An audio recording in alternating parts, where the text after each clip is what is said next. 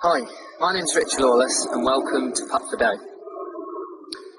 Now most of us have heard the expression drive for show, putt for dough, and this putting course is going to try and give you all the tools and the technique that you need to become a very consistent putter. It's all very well if we hit the ball great from tee to green, but if we can't actually finish off and get the ball in the hole, you're going to struggle with your scores. So if you do go out and play a lousy game of golf tee to green, but you can putt well, then obviously you can still come in with a good score.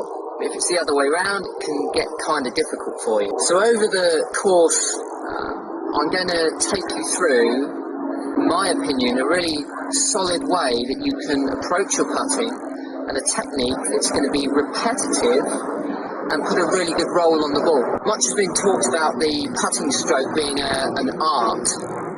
I would say there's a certain amount of science in it as well to try and make sure that we can get the putter head travelling through and stroking the ball and getting the ball rolling much more consistently, end over end, to track on a better line so you can start to hole more putts. So I'm positive you're going to enjoy the course, and if you go through it correctly, I believe that you can become a much better putter. There's a great putter in all of us.